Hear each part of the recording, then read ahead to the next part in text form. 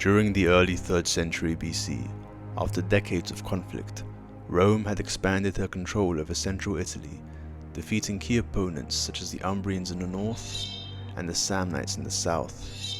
Ever growing in strength and influence, the Romans looked to other potential lands to add to their domain. Southern Italy now lay open for conquest, a region populated with powerful Greek city-states that would mount a determined resistance against Rome. Yet these cities soon found themselves struggling against this inexorable foe and sent a desperate call for aid across the sea to Greece. One man would answer the call and stand in between Rome and her destiny: Pyrrhus of Epirus, a young king of impeccable military prestige and even greater ambition. In a bold and unprecedented move, Pyrrhus would lead his army across the sea into Italy, bringing with him thousands of Greek warriors, and even a handful of war elephants. His arrival would set the stage for an epic confrontation, the armies of Greece against the rising power of Rome, locked in a struggle that would shape the destiny of the ancient world. Pyrrhus was born in the year 319 BC into the royal house of Epirus, a small but proud kingdom in northwestern Greece, and famed as the homeland of Olympias, the Queen of Macedon and mother of Alexander the Great. It has been 4 years since the death of Alexander, and upon his passing, his vast empire, which stretched from Greece to India, plunged into civil war. These were the wars of the Diadochi, the successors, Alexander's most powerful generals, fighting one another for control of his colossal realm. This was the hostile environment in which Pyrrhus was born. From the very beginning, his path was marked by instability. In 317 BC, his father, Aeacides, was dethroned, and Pyrrhus, at just 2 years old, was carried away from his homeland to escape his enemies, a fugitive before he could even walk. His early years were spent moving between royal courts, first sheltered by the Illyrians, whose king, Glaucius, treated him with honor and even helped the young Pyrrhus recover his father's throne. Later, however, just as they had done with his father, Pyrrhus was removed from power by the people of Epirus, who raised a new pretender of their choosing in his place. Alone and in exile, Pyrrhus sought refuge in southern Greece at the court of Demetrius Poliorcetes. There he and Demetrius forged a close friendship, bound by shared ambition. Demetrius was the son of Antigonus Monophthalmus, a renowned warrior, tactician, and former general of Alexander the Great. Pyrrhus was no doubt surrounded by men of extraordinary talent and experience.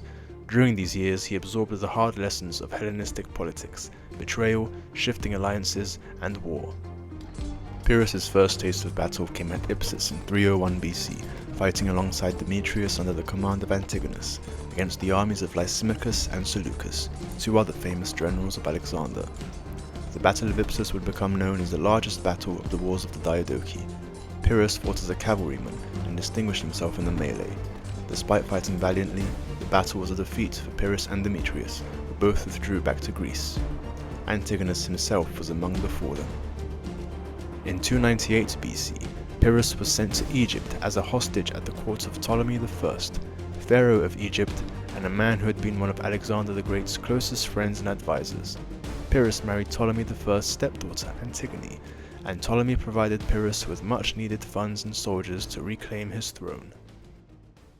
Upon arriving in Epirus, Pyrrhus murdered the false king who had taken his throne, and finally set himself up as the true king of Epirus. But this success would not be maintained so easily. A few years later, his old friend Demetrius would invade and conquer most of Macedon, Epirus's powerful eastern neighbor. Over time, Demetrius would become a growing threat to Epirus. Eventually, these 2 old allies would descend into open war with one another, with Pyrrhus even attempting an invasion of Macedon in 292 BC, but later withdrawing upon receiving news that Demetrius was sending an army to attack Epirus. In 289 BC, Demetrius sent an army to pillage the countryside of Epirus, and sacked several cities belonging to Pyrrhus's allies in the nearby regions. In response, Pyrrhus led his forces into battle against him. The 2 armies met in the rugged hills of Macedonia, and when their lines clashed, Pyrrhus himself rode into the thick of battle. The fighting was brutal, but in the end, the young king of Epirus was victorious. He made peace with Demetrius, and his reputation was greatly increased in the eyes of the other Greeks. In 288 BC, however, Demetrius faced a grand coalition. Pyrrhus, Ptolemy, Lysimachus, and Seleucus united against him. Demetrius was defeated, and his realm divided among the Diadochi. Pyrrhus retained his kingdom, and more importantly, secured a place among the great powers of the Hellenistic world. The wars of the successors would continue for years, but Pyrrhus had proven himself a formidable contender. To the west, Rome, growing in territory, now sought to subdue the wealthy Greek cities of southern Italy. Among these cities, none was greater than Tarentum, a powerful naval power and proud guardian of Hellenic culture in Italy. But Tarentum soon found itself locked in a dangerous rivalry with Rome. Treaties were broken and insults exchanged in 282 BC, when a Roman fleet sailed into Tarentine waters. The Tarentines attacked, sinking several ships. The Romans demanded restitution. The Greeks replied with defiance. War was now inevitable. But Tarentum could not hope to stand alone. Its citizens looked across the sea, calling upon Greece for aid. For Pyrrhus, Italy was more than a summons of friendship. It was an opportunity. By defending Tarentum, he could carve out an empire in the west, uniting the Greek cities of Italy and Sicily under his command, and perhaps even confronting Carthage. With Tarentine gold to fund him, he gathered an expeditionary force, 25,000 infantry in the Macedonian phalanx tradition, 3,000 cavalry, slingers and archers from Greece, and most famously, 20 war elephants, beasts that had terrified enemies in the east and were entirely unknown to the Romans. In 280 BC, Pyrrhus crossed the Ionian Sea and landed in Italy, sending shockwaves across the peninsula. Rome answered at once, summoning her legions and allies. Hardened by generations of war, the Republic prepared to bring its full might against him. The two powers met near the city of Heraclea, on the banks of the river Cyrus. There, the Roman consul Publius Valerius Laevinus sought to cross the river and bring Pyrrhus to battle. The clash was fierce.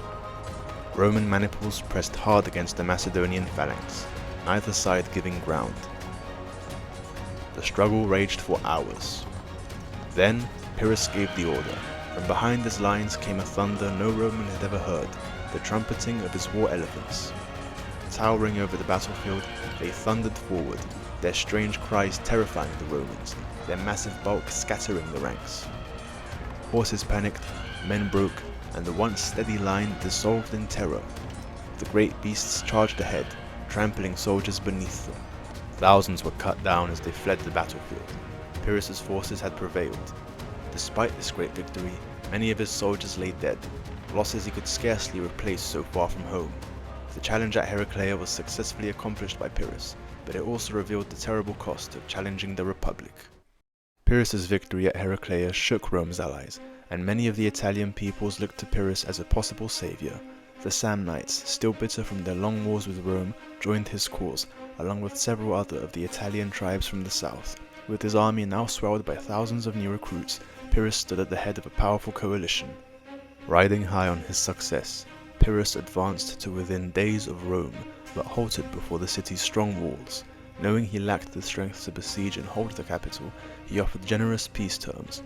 The Senate, however, urged on by the aged statesman Appius Claudius Caecus, refused.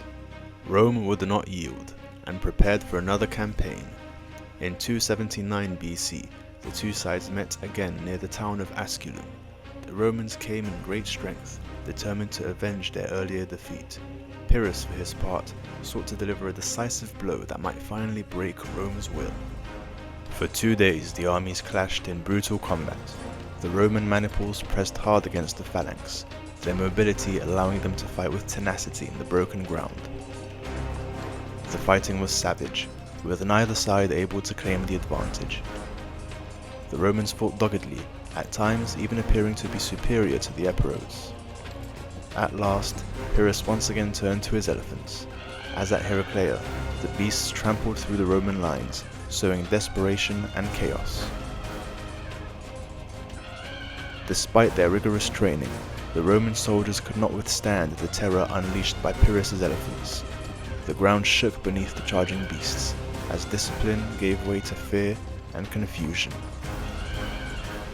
The Roman formations shattered and withdrew, leaving the field to Pyrrhus. Yet this triumph came at a dreadful price. Thousands of his soldiers lay dead, and among them were many of his best men, a price in blood that no victory could restore.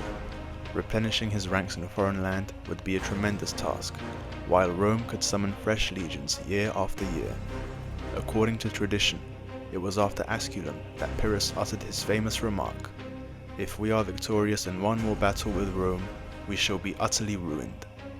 Thus the term Pyrrhic victory was born, a triumph so costly that it is tantamount to defeat, negating any sense of accomplishment and damaging long-term progress. This expression is still used in modern military terminology. Pyrrhus had bested Rome in battle, yet he could not defeat her spirit. The war dragged on, and the king of Epirus began to wonder if Italy was truly the prize he had imagined. In the wake of Asculum, Pyrrhus found himself trapped in a war without end. Though he had beaten Rome twice in the field, the Republic would not surrender. In 278 BC, Pyrrhus was invited to Sicily to free the Greek cities from Carthage. He chose the island over a vacant Macedonian throne, believing Sicily offered the greater prize. Crossing the straits, he was welcomed as a liberator. At Syracuse, he lifted the Carthaginian siege, and soon the cities proclaimed him king. Victories followed. In 277 BC, he stormed the fortress of Eryx, the strongest Carthaginian stronghold on the island. One by one their garrisons defected, and for a moment it seemed all of Sicily might be his. But Pyrrhus's ambition quickly soured his allies. He refused Carthage's peace terms, demanding they abandon the island entirely, then turned against Lilybaeum, their last great bastion. The siege failed, for without command of the sea, the fortress could not be taken. To build a fleet, Pyrrhus demanded men, ships, and gold. The Sicilians, once eager for his aid, now felt the weight of his rule. Garrisoned cities and forced levies turned admiration into resentment. Though he had defeated Carthage once again, Pyrrhus knew his cause was lost. By 276 BC, envoys from Italy arrived, reporting that Rome had conquered nearly all the Greek cities in Italy. Only Tarentum still stood firm. Abandoning Sicily, Pyrrhus foresaw its future when he remarked, "What a wrestling ground we are leaving for Carthaginians and Romans." As he sailed back to Tarentum, his fleet was shattered in the Strait of Messina, with almost his entire navy destroyed. The dream of a Western Empire had slipped forever from his grasp. By 276 BC, Pyrrhus had returned from Sicily to a war in Italy that had lost all promise. His allies were weary, and their faith in him eroded by years of hardship. Yet the Tarentines once more pleaded for his aid, and the king could not resist one last attempt to break the Republic's hold over southern Italy. In 275 BC, Pyrrhus marched north to meet the Romans in open battle near the town of Beneventum. This time, however, fortune turned against him. The Romans, commanded by the consul Manius Curius Dentatus, were prepared. Pyrrhus's attempt at a night attack faltered, sowing confusion among his troops. As dawn broke, the Epirotes were forced into a pitched battle under unfavorable ground. The clash was fierce, as it had been at Heraclea and Asculum, but now the balance had shifted. The Roman maniples, hardened by years of fighting, stood their ground against the Macedonian phalanx. When Pyrrhus at last committed his elephants, the weapon that had once struck terror into Roman ranks, the tide failed to turn. The beasts were driven back by fire and missiles, sowing chaos not in the enemy, but in Pyrrhus's own army. Many elephants were lost to arrows and spears. The remainder panicked and charged back directly onto the Epirote lines. The Epirotes wavered. At Beneventum, Pyrrhus suffered his first great defeat on Italian soil. His dream of mastering Italy was broken. With dwindling forces and his ambitions in ruins, he withdrew once more across the sea, abandoning the Tarentines to face Rome alone. For the Republic, Beneventum was more than a victory. It was the end of the Greek challenge in Italy. For Pyrrhus, it marked the collapse of years of effort, leaving only the bitter taste of failure. Defeated in Italy and Sicily, Pyrrhus turned his gaze once more to Greece. If he could not forge an empire in the west, perhaps fortune would smile upon him in the east. In 274 BC, he marched against Antigonus II Gonatas, king of Macedon, heir to the Antigonid dynasty founded by Demetrius. Pyrrhus struck with speed and ferocity.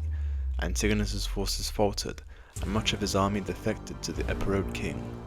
Within a short time, Pyrrhus had seized Macedon itself, hailed as king by soldiers and cities alike. For a moment, he seemed again to stand among the greatest of Alexander's successors. Yet, as always, his victories proved fleeting. The Macedonians, unsettled by his harshness, soon drifted back to Antigonus. Pyrrhus's grip on the kingdom began to loosen, and his restless ambition drove him elsewhere. Opportunity soon beckoned in the Peloponnese. The Spartan king Pyrrhus had drawn the wrath of Pyrrhus, and the Epirot marched south with dreams of conquering Lacedaemon. In 272 BC, he laid siege to Sparta itself, seeking to break through its defenses and make the ancient city his prize. But the Spartans, men and women alike, resisted with desperate valor, digging trenches through the night and holding firm against repeated assaults. Days of bitter fighting yielded nothing. Frustrated, Pyrrhus turned toward Argos, another key city of the Peloponnese. Here, however, his fortunes would collapse entirely. Drawn into a battle within the cramped streets, his elephants became trapped in the narrow alleyways, sowing confusion among his own men. Amid the chaos, Pyrrhus fought with characteristic bravery, hurling himself into the fray. But as he pressed forward, he was struck by a roof tile thrown by an Argive woman watching from above. Stunned, he fell to the ground, and in the melee that followed, he was slain. Thus ended the life of Pyrrhus, king of Epirus, a man of immense courage and skill, yet forever undone by his own restless ambition. He had fought Rome, Carthage, Macedon, and Sparta, measuring himself against the greatest powers of his age. Yet though he won many victories, few endured. The empires he dreamed of slipped from his grasp as quickly as he had acquired them. Pyrrhus embodied both the brilliance and the tragedy of the successors of Alexander. Like them, he pursued empire with unstoppable energy, guided by visions of conquest that spanned seas and continents. His name endures not in empire, but in a lesson: the Pyrrhic victory, a triumph so costly it is indistinguishable from defeat. It has passed into every language as a warning. It is a reminder that glory without wisdom and victory without prudence can be as ruinous as defeat itself. And yet, Pyrrhus remains one of antiquity's most compelling figures, a warrior king who never ceased to strive. He died as he lived, sword in hand, at the heart of battle, his ambitions unfulfilled, but his legend secured.